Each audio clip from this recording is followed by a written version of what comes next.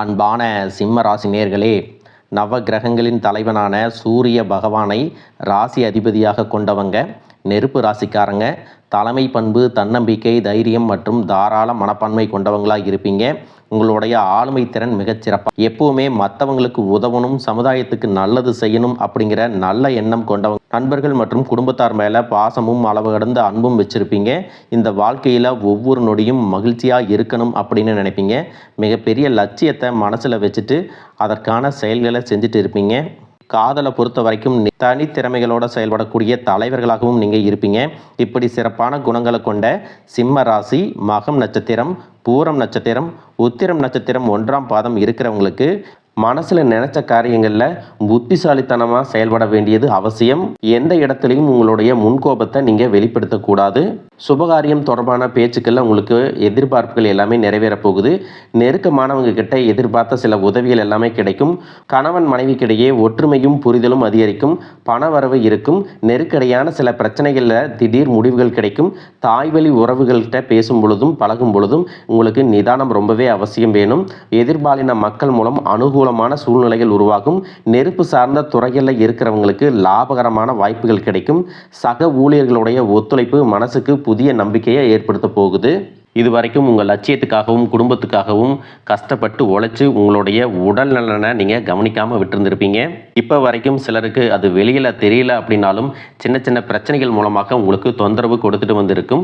அந்த உடல் சார்ந்த பிரச்சனைகள் முழுவதும் குணமாகணும் அப்படின்னா அதற்கு தகுந்த சிகிச்சை முறைகளை எடுத்துக்கிறது மட்டுமல்லாமல் உங்களுடைய உடல் நலனையும் நீங்கள் பாதுகாக்கணும். உங்கள்கிட்ட நிறைய ஆற்றல் இருக்குது, திட்டங்கள் இருக்குது, கடின உழைப்பு எல்லாமே இருக்குது. ஆனால் உடல் ஆரோக்கியம் இல்லாமல் போச்சு அப்படின்னா உங்களால் எதையுமே சாதிக்க முடியாது.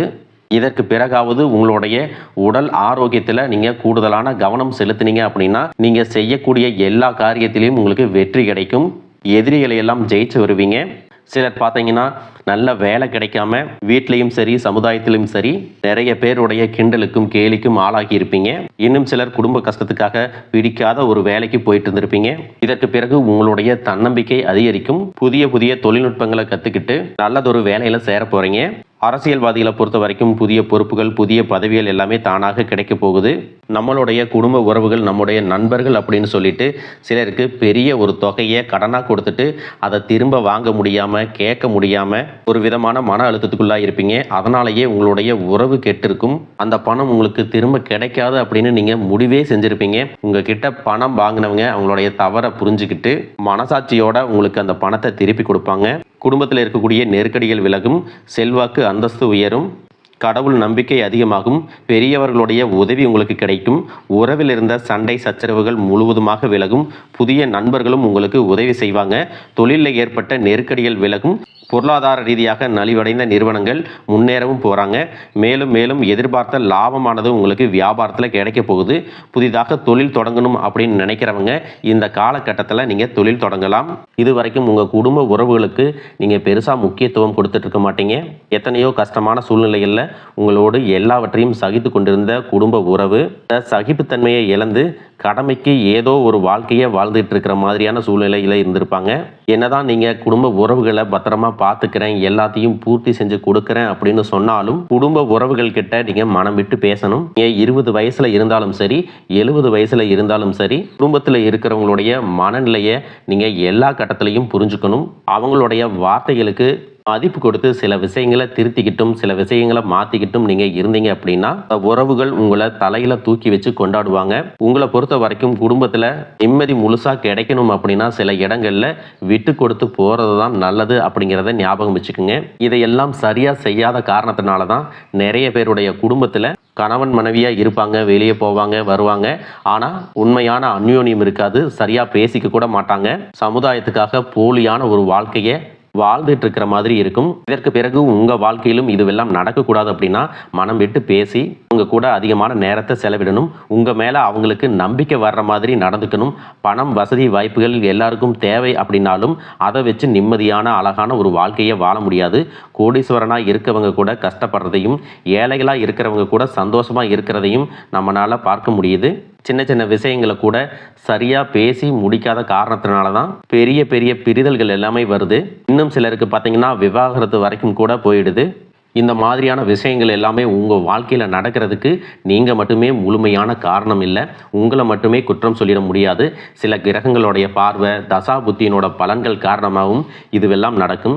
சில ஜோதிட சூட்சமங்களை எல்லாம் நீங்கள் புரிஞ்சுக்கிட்டு சரியான விஷயங்களை மட்டும் செஞ்சீங்க அப்படின்னா உங்களுடைய வாழ்க்கையிலும் நல்லது நடக்கும். நீங்கள் விவாகரத்தை வாங்கியிருந்தா கூட 2 பேருடைய உள்ளத்திலும் தூய்மையான புரிதல் வர வரைக்கும் உண்மையாக நடந்துக்குங்க. உங்கள் வாழ்க்கையில் நடந்த சம்பவங்கள் எந்த மாதிரி சுச்சுவேஷனில் நடந்துச்சு அப்படின்னு மற்றவங்க சூழ்நிலையில் இருந்து உணர்வு பூர்வமாக நினச்சி பாருங்கள். நிச்சயமாக உங்கள் மனசுக்குள்ளே மிகப்பெரிய மாற்றம் வரும். இந்த மாற்றத்தின் காரணமாக குடும்ப உறவுகள் மீண்டும் சேருவாங்க. இதுவெல்லாம் உடனே நடக்கலை அப்படின்னாலும் சில மாதங்களில் ஒன்றாக சேர்வதற்கான வாய்ப்புகள் இருக்குது. இந்த வாய்ப்புகள் சரியாக அமையும் போது நீங்கள் அதை பயன்படுத்திக்கிட்டீங்கன்னா உங்களுடைய வாழ்க்கை உங்களுக்கு பிடிச்ச மாதிரியே மாறும். உங்களுடைய முன்னேற்றத்தை தடுக்கிறதுக்கும் உங்களை அவமானப்படுத்துறதுக்கும் இங்கே நிறைய பேர் கூடவே இருந்துட்டு முயற்சி பண்ணிட்டு தான் இருக்காங்க.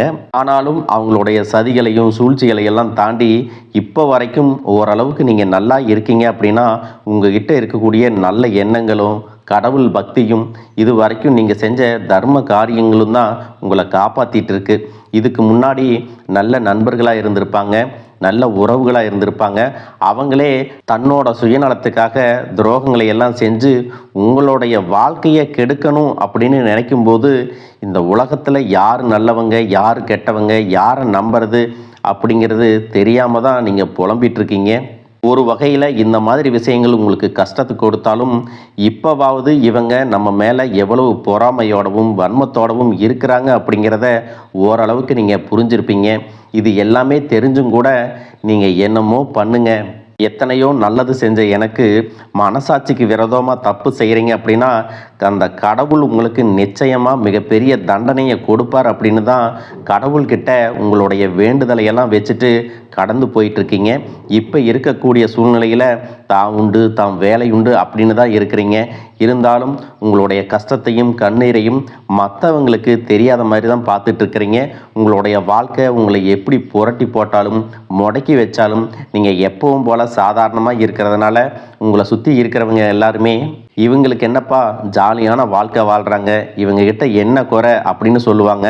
ஆனால் மனசில் நிம்மதி இல்லாமல் சரியாக சாப்பிட முடியாமல் அவ்வளவு ஏங்க நிம்மதியாக தூங்க முடியாமல் கூட நீங்கள் எவ்வளவு கஷ்டப்படுறீங்க அப்படிங்கிறது உங்களுக்கும் அந்த கடவுளுக்கும் மட்டும்தாங்க தெரியும். இந்த மாதிரி உங்கள் வாழ்க்கையில் திடீர்னு ஒரு பிரச்சனை, உடம்பு சரியில்லை, ஹாஸ்பிட்டலில் பெருசாக செலவு வந்துருச்சு, குடும்பத்தில் அவசர தேவைக்கு பணம் பத்தலை, பிஸ்னஸில் லாஸ் ஆயிடுச்சு அப்படின்னு உங்கள் வாழ்க்கை முடங்கிருச்சுன்னா கூட நின்று உங்களுக்கு உதவி செய்கிறதுக்கோ ஆறுதலாக 4 வார்த்தை பேசுகிறதுக்கோ அவ்வளவு ஏங்க திரும்பி பார்க்கக்கூட உண்மையான ஆள் கிடையாது. ஆனால் நீங்களாவே ஏதோ தட்டு தடுமாறி எந்திரிச்சு நிற்கிறப்போ உங்களை குறை சொல்கிறதுக்குன்னே நிறைய பேர் தேடி வருவாங்க. உங்கள் சொந்தக்காரங்க தெரிஞ்சவங்க அப்படின்னு எல்லாரும் தேவைக்கு மட்டும்தான் உங்களை பயன்படுத்திக்கிறாங்க. இதையெல்லாம் தெரிஞ்சதுக்கு அப்புறமும் மறுபடியும் அவங்களுக்கெல்லாம் உதவி செஞ்சு ஏமாறக்கூடியவங்களாக தான் நீங்கள் இருக்கீங்க. இந்த வாழ்க்கையில் எப்படியாவது முன்னேறிடணும் அப்படிங்கிறதுக்காக தினம் கஷ்டப்பட்டு உழைக்கிறீங்க. இது நாள் வரைக்கும் என்னுடைய மனசாட்சிக்கு தெரிஞ்சு நான் யாருக்கும் எந்த கெடுதலையும் கஷ்டத்தையோ துன்பத்தையோ கொடுத்ததில்லை. எனக்கு மட்டும் ஏன் இந்த வாழ்க்கையில் இப்படி நடக்குது அப்படின்னு ஆதங்கப்படுறது உண்மைதாங்க. என்ன இருந்தாலும் உங்களுக்கு இவ்வளவு கஷ்டங்கள் ஆகாது. இந்த மாதிரி பிரச்சனைகள் உங்கள் வாழ்க்கையில் வரும், கொஞ்ச நாளுக்கு அப்புறம் அது போயிடும்.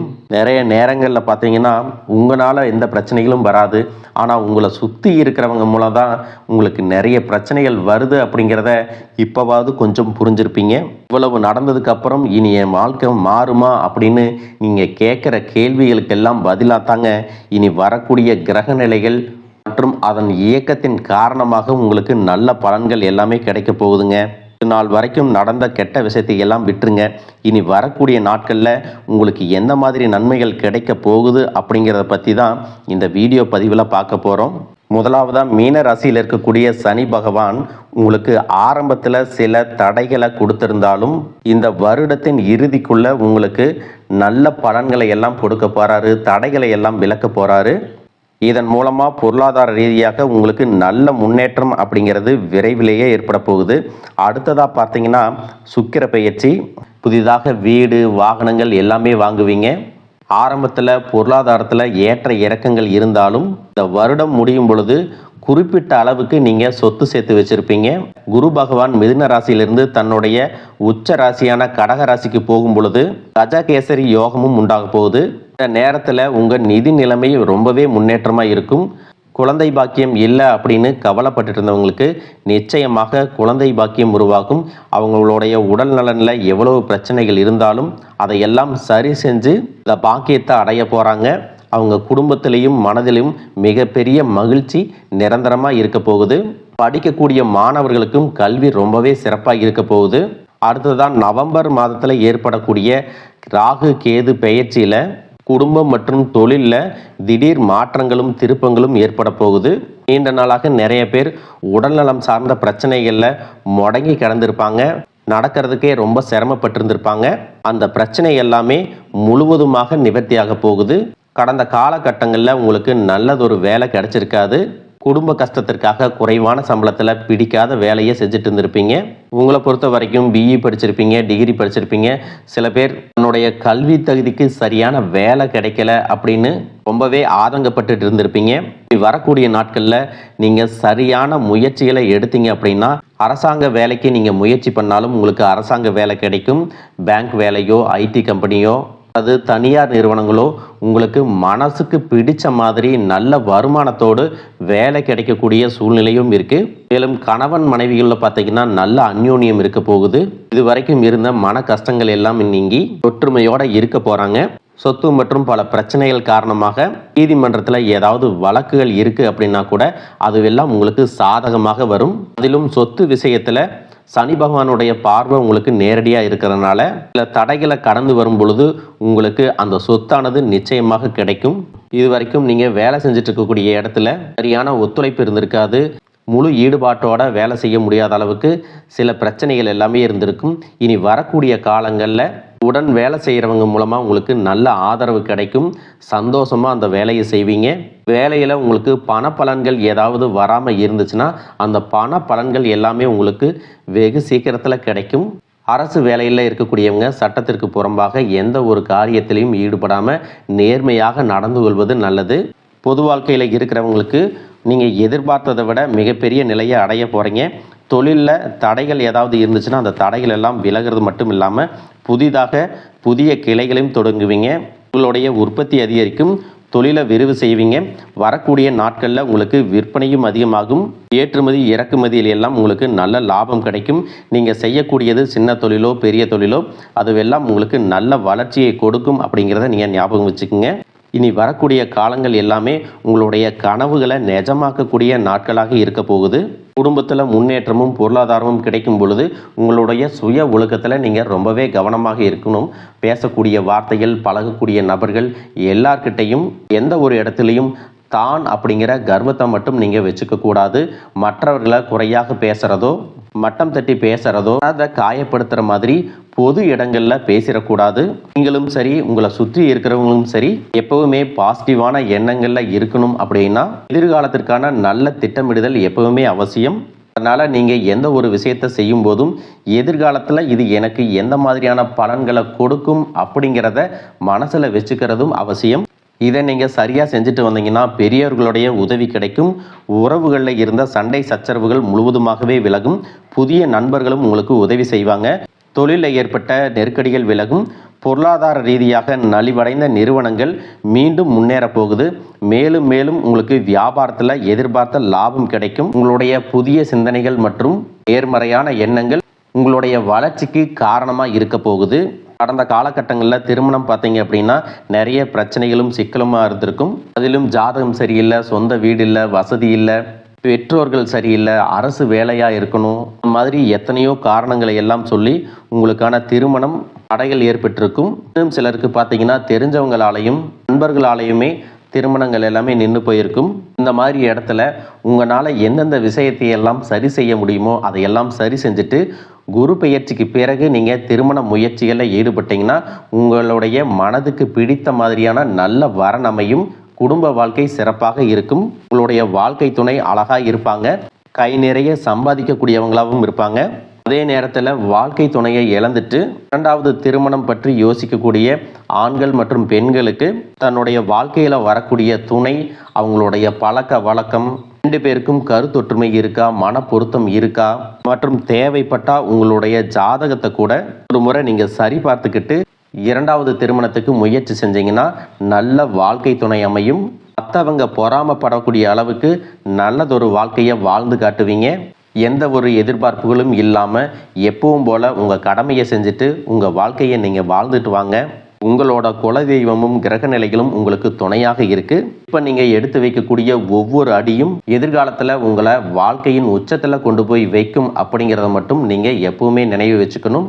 உங்களை சுற்றி நல்ல விஷயங்கள், கெட்ட விஷயங்கள் இந்த மாதிரி எல்லாமே சுற்றி நடந்து வந்தாலும் நல்ல விஷயங்களை மட்டும் எடுத்துட்டு நீங்கள் முன்னேற்ற பாதையில் போயிட்டே இருங்க. உங்களுடைய நல்ல எண்ணங்களுக்கு உங்களுக்கு நல்லதே நடக்கும். வாழ்க வளமுடன், வாழ்க பல்லாண்டு.